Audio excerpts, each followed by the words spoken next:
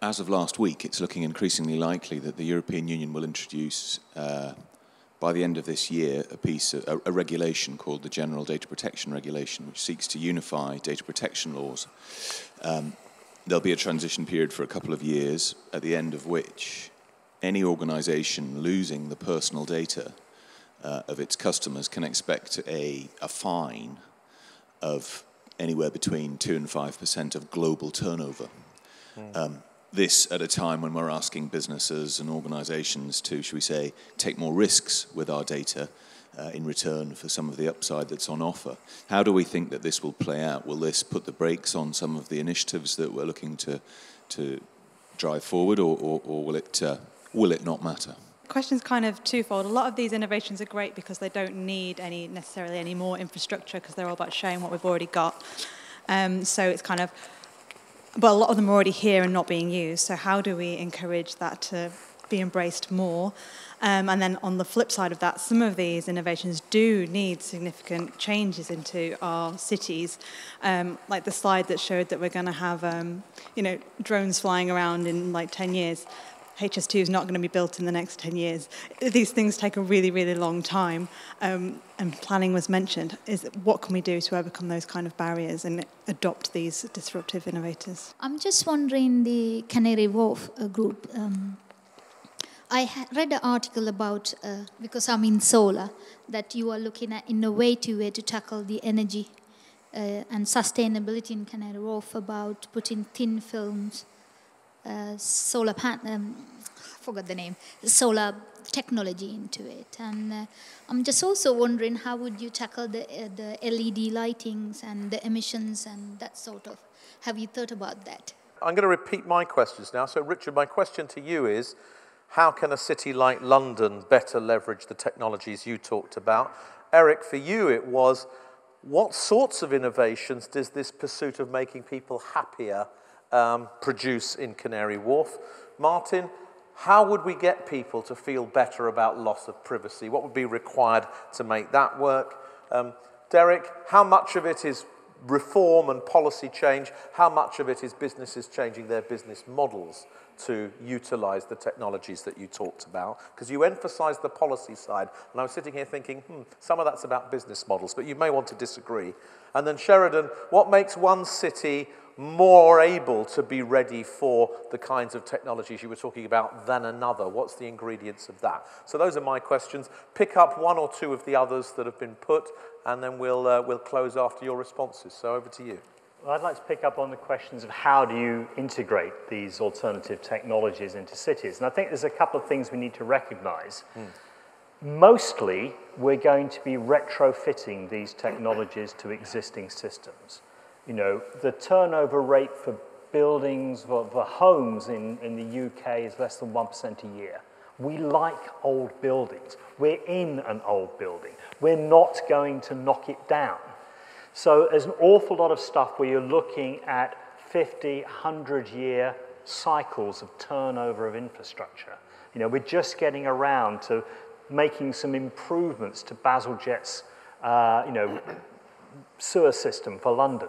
So we have to recognise, and that I think then becomes an interesting conversation about recognising how you deploy those technologies with those decisions. So we've got to get used to the fact that if somebody comes up with a brilliant new idea, you can't rip up what you've got. It won't happen. So technologies which succeed are those which are going to be particularly retrofittable. Because, as was said, the cycle time in the ICT world is way, way faster than anything that's happening in, if you like, the physical world. So we've got to think about how we do that. There are opportunities once in a while to do things differently. So actually, Crossrail is going to be a very interesting study of the use of the Internet of Things, because one of the reasons they can achieve the traffic densities they can, and one of the reasons that they can achieve, use preventative maintenance and make sure that they have really high uptime and utilization in that, is because both the track and the stations and the trains are all massively instrumented, producing large data flows which you can then feed in. So I think it's about recognizing In most, occasionally we'll build a brand new city. It doesn't happen very often. Mostly we're going to be working with what we've got, working with the embedded structures and thinking. And it's about how you choose to fit that in and adapt. We get entrepreneurs coming to us all the time who talk about, basically, if everyone would change everything, this would be fantastic. And usually it boils down to, if people were different, my innovation would sweep the world.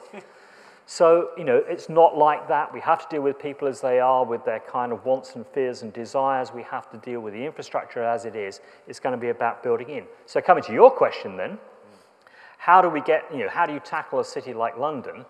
What is one of the biggest failures we have in cities at the moment? Because we are human, we have limited capabilities, we have taken a very, very complex system and we've divided it down into bite-sized pieces. And then we've embedded that in our governance structures, our politics, the way we operate. You walk into any local authority and you'll find a transport desk and an education desk and a healthcare desk. To get to where we need to get to, we need to be able to think about the whole city and how it operates. And that's where all the technology helps us. That's the value of the smart. Because what the smart enables us to do is, for the first time in a hell of a lot of time, actually think about the city as a complete system. And that then feeds back to this question of choosing the right innovation opportunities, fitting them to all the different systems, all of which are being upgraded at different rates. It's got to go with the grain of the city. If you try and change the city against the grain, I think the city's immune system will reject your innovations and your technologies. Eric, over to you. Which one shall I start with? There's so much to go. I quite like the tricky data regulatory question, because I like that because we don't know the answer.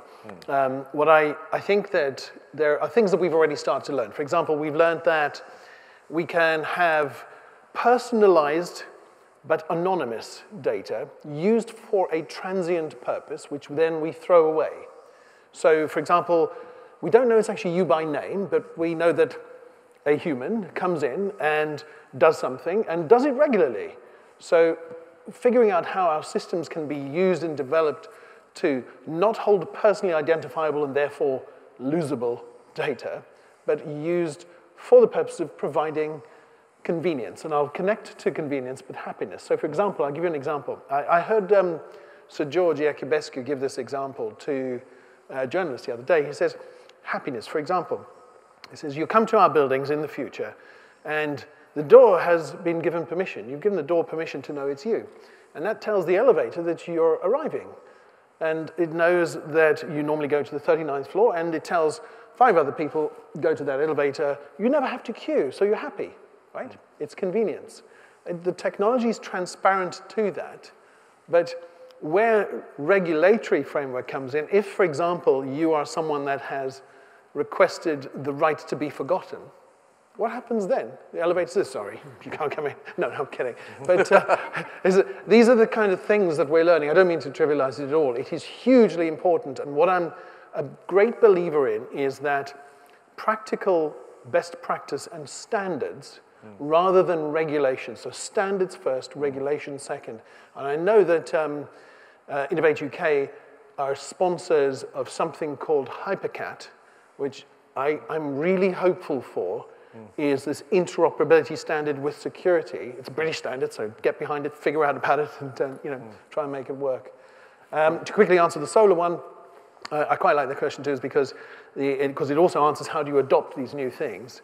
So what we did, for example, in solar is that one of the winners of our energy-related challenges was a company called Polysolar, which is, it makes glass that generates energy.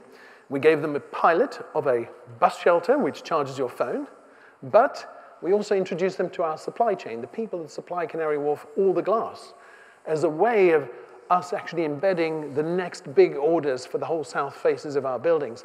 And by the way, it's very amazing because this could be the license in the future to build buildings from glass, because they are really not a great material to build tall buildings from. Eric, thank you very much. Martin, you're next. Yeah. I think it's a very, very fair question about the data. It's already been answered pretty well by Eric, but I think Why have we got to this position? It's because of greed and abuse. And that's created the conditions that have caused people to be very concerned about what's going to happen to that data and how it's already being abused. So what will that mean? It will mean that we will still be able to use data, but it will be anonymized, and therefore it will not be as useful to helping the individual as it could otherwise be. And we created the conditions to make that happen, which is nuts. But we are where we are. Anonymized data we can still use. We will still be able to provide a lot of the analysis that I talked about, but it won't be as good as it could be. And it will mean that we have to have all the checks and balances that go with regulation, which will increase cost, and the cost will be borne by us. You know, it is nuts, but we are where we are. It's regrettable. It'll still work, but it won't work as well as it could. How will we make people feel better about loss of privacy? Well, in the light of that question, probably don't have to. But I think as long as you can show people that they can trust you and you are responsible, which is hard given where we are now and what's happened, then people will start to see that there's a benefit coming back to them. If they can see a benefit for what they're giving up, either voluntarily about themselves or anonymously, then that quid pro quo will work out. But if they just feel it's going to be abused, then no wonder this sort of regulatory framework will be adopted. So I guess we've got to rebuild trust. Absolutely. Yeah. Which TfL, I have to say, does extremely well. Yeah, absolutely. Yeah. Thank you very much, Martin. Derek? So I think that if you did an analysis of globally competitive cities, which would include probably Tokyo, New York, Paris, Singapore, a few others, and you had a scale of planned, organic, and undemocratic, democratic, London would be way up here. And so when you talk about any form of improvement of the urban environment, I think you must recognize that everything that makes that really high rating for democracy, oh, this bit of government has approved this planning permission, but there's this other bit and it's been contested over here. The fact that it will take 10 years for HS2 to even have an identifiable route through the city, for instance, what we do with Euston, whether it stops at Old Oak Common, what have you. That is all part of the price we pay for this wonderfully rich, organic, and very consultative democratic process. So we all need to think very carefully about how far we're prepared to erode that. And the great thing is people will decide that for us. The evolutions in this city that make it spectacular are as a result of business, to answer your question, innovating, pushing boundaries, consumers or businesses as consumers adopting them. Level 39 is a fantastic example of a wonderful intervention to encourage huge amounts of technology startup to happen by integrating it more thoroughly to the financial services community that was entirely unplanned in the sense of a government policy initiative. What I think is true of disruptive technologies is it is also policy's job not to get in the way.